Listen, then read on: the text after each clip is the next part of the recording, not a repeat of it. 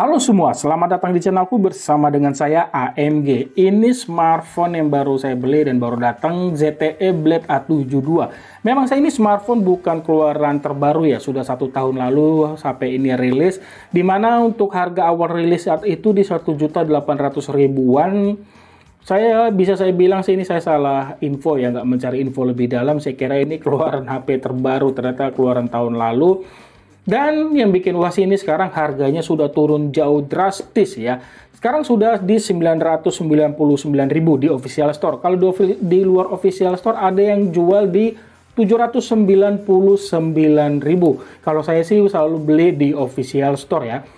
Di 999.000 itu untuk varian RAM 3, storage-nya 64GB, ada juga di 1.099.000 itu untuk varian RAM 3, storage-nya 128GB. Sayangnya ini tidak ada varian RAM 4GB ya. Bagaimana dengan RAM 3? Apakah memang mumpuni? Nanti akan saya coba juga ya dengan bermain game tipis-tipis di video ini. Nah, seperti ini dia boxnya, warna biru, ada tulisan ZTE Blade A72, di sini ada tulisan ini, dan di sini ada, ini spesifikasi singkatnya, layarnya luasnya 6,745 inch, HD+, resolusi, chargernya sudah 22,5 watt, storage-nya sudah menggunakan UFS 2.2, jadi ini bacanya lebih cepat ya daripada eMMC. Baterainya 5130 mAh di bagian atas seperti ini. Yang saya beli ini warnanya blue ataupun Skyline Blue, ada satu lagi warnanya itu abu-abu ya. Dan langsung aja saya buka ya. Oke, ini sudah terbuka. Mohon maaf ya, nih tadi saya potong videonya karena ya jam segini, jam 8.51 ini masih rame di lingkungan sekitar rumah saya. Maka itu saya tuh sering syuting di atas jam 10, sudah sepi. Ya, ini dia untuk boxnya ya. Di dalamnya ada box putih, saya singkirkan dulu. Terus ada HP-nya. Dan di sini itu, dia tersusun rapi ya, ditata dalam box. Oke, ini harus dari sini berarti.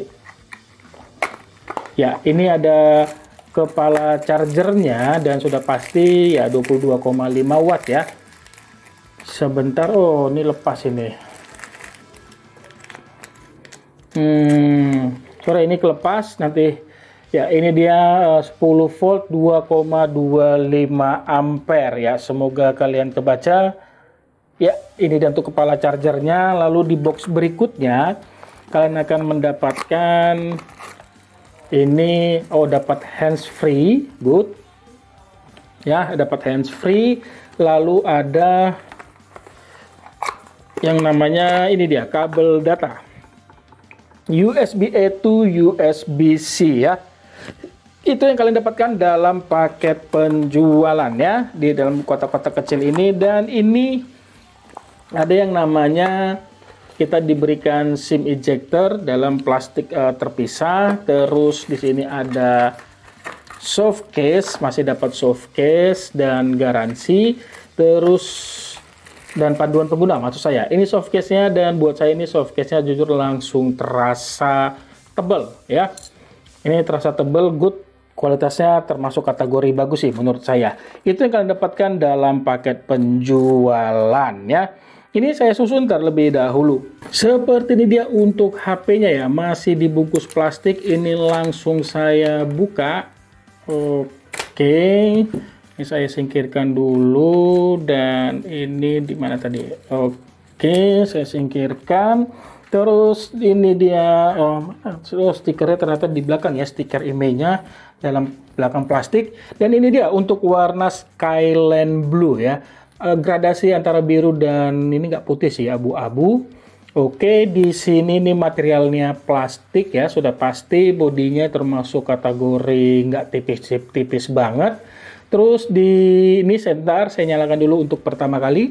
Oke, sambil menunggu ya, di bagian belakang ini ada 3 buah kamera, yang dimana itu resolusi kamera utamanya 13 megapiksel ditemani lensa depth dan makro masing-masing 2 megapiksel. Di sini ada LED flash. Terus di bagian atas ini polos, di bagian kanan ini ada tombol power dan tombol volume dan power, sekaligus di sini sensor fingerprint. Terus di bagian bawah masih ada port jack audio, terus mikrofon, port USB-C, dan speaker. Sementara di bagian sisi kiri ini dia diberikan, di bagian kiri ini kita akan menemukan SIM tray yang terdiri dari 3 slot ya, ada 3 slot SIM tray, jadi kamu bisa pasang 2 nano SIM card bersama dengan 1 micro SD. Ya, ini sambil menunggu menyala. Ini dia untuk tampilan awal dari ZTE Blade A72 ya. Ketika saya swipe di sini ada beberapa aplikasi sudah terinstall di bawaannya seperti Booking.com, Facebook, WPS Office, Tag Video, hingga games ya. Sementara untuk ID64, DRM Info, Device Info, Multitouch ini saya install sendiri. Ketika saya swipe di sini ada ada JDID, ini masih ada, padahal nggak bisa lagi beroperasi, sudah nggak beroperasi lagi ya. Kurang lebih seperti ini dia. Dan saya akan buka untuk pengaturan, di mana dia ini mungkin yang menjadi apa ya? Dia buat ponnya, dia ini masih menggunakan Android 11. Sudah setahun tidak ada update ke Android 12, berarti ini tidak akan mendapatkan update software ya. Ini layar seperti kecerahan, saya kurangin biar kelihatan. Oke, saya kurangin lagi ya. Oke, ini dia Android 11, dia sudah menggunakan MyOS, RAM-nya 3 GB, tidak ada, ada ya extended RAM-nya itu hingga 2 GB ya. Extended RAM-nya ini saya aktif nanti aja, harus restart dulu. Oke, ketika saya ini lagi dan akan saya buka juga AIDA 64 ya. Dimana untuk sistemnya ini RAM 3 GB, yang tersisa itu 1,1 GB-an. 50% lebih berkurang internal storage-nya dari 128 GB tersisa 106 GB. Yang saya beli ini 128 GB. Ketika saya swipe, ini dia UniSoC Tiger T606. Ini sama seperti digunakan Itel S23 ya. Fabrikasinya masih 12 nanometer, resolusinya HD+. Terus ketika swipe baterainya ini 6000 tertulis, padahal itu hanya 5130 ya. Terus ketika saya swipe, ini tadi Androidnya 11, dan ini dia untuk kamera belakangnya 13 megapiksel, sementara kamera depannya 5 megapiksel. Oke, terus saya buka yang namanya Device Info.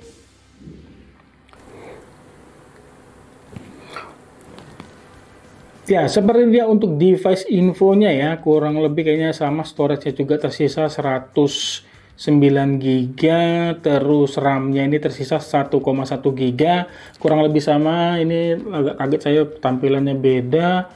Terus saya swipe begini, terus ke sistem. Ya, terus saya akan coba yang namanya DRM Info, yang dimana dia masih security levelnya L3 ya, sangat disayangkan. Terus multitouch-nya ini bisa bisa multitouch 10 jari. Sekarang saya buka untuk kameranya, dimana kameranya ini ya, refocus, terus apa lagi? Panorama, portrait capture, video, terus ada Pro-nya termasuk lengkap kah ya? Sampai 10.000 ISO-nya, terus shutter speed-nya ini ya termasuk banyak ya. Sampai 6 detik. Oke, ini juga termasuk bagus. Terus ada time lapse, terus ada macro Night Pro juga ada. Oke, termasuk lengkap ya. Dan untuk hasil fotonya seperti ini, sekaligus kayak bandingkan dengan Itel A70.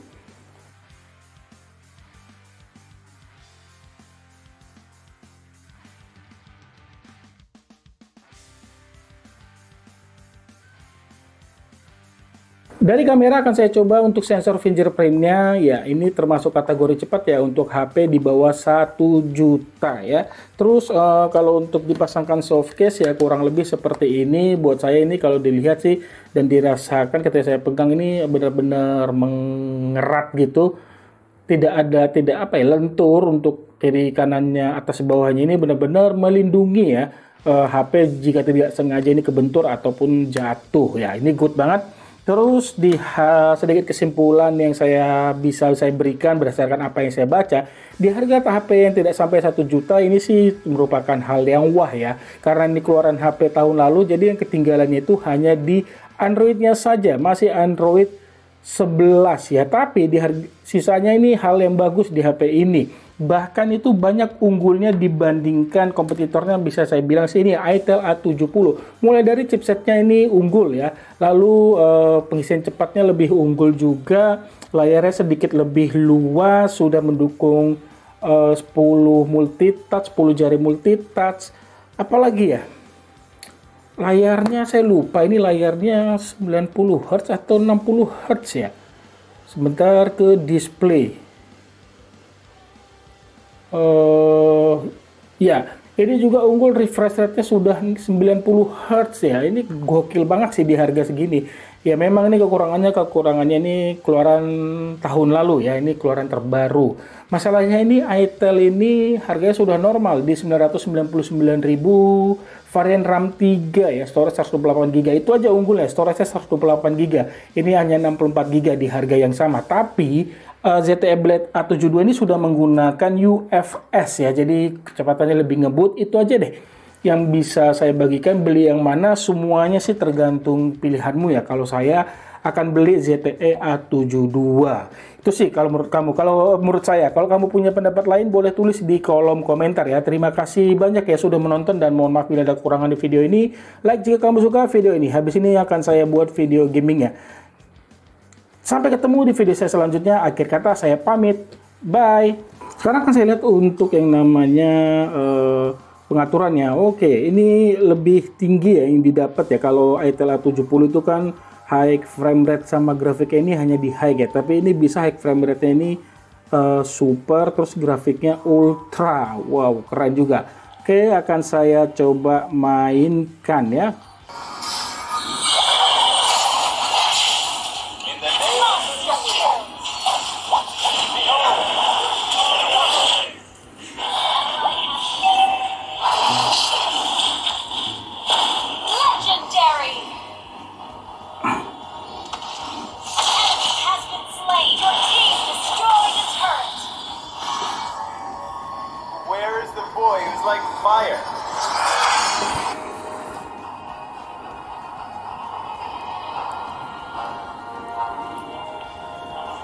Ya, ini selama main sudah hampir 10 menit ya, 9 menit 45 detik. Tidak ada kendala sama sekali saya temukan. Ini game benar-benar berjalan lancar banget.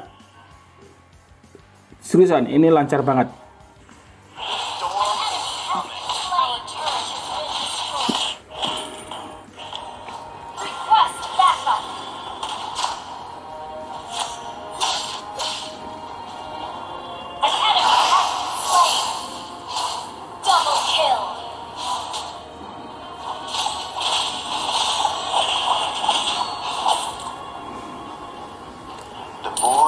Like wind.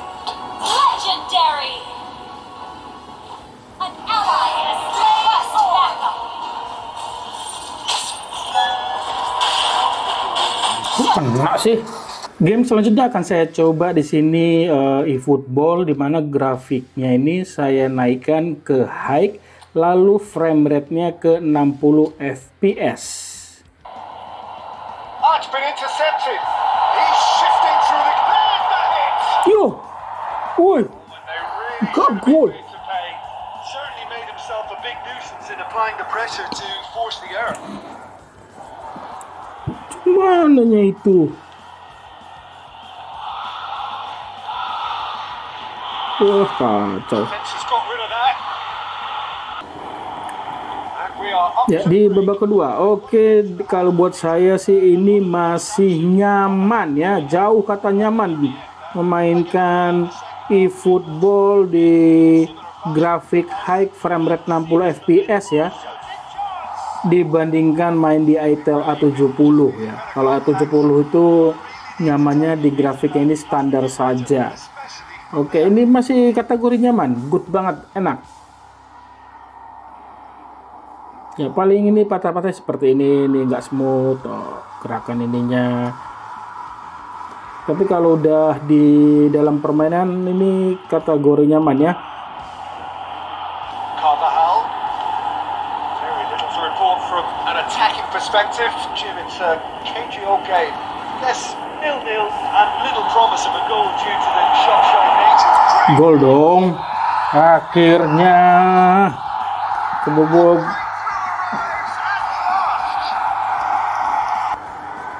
They've played it short.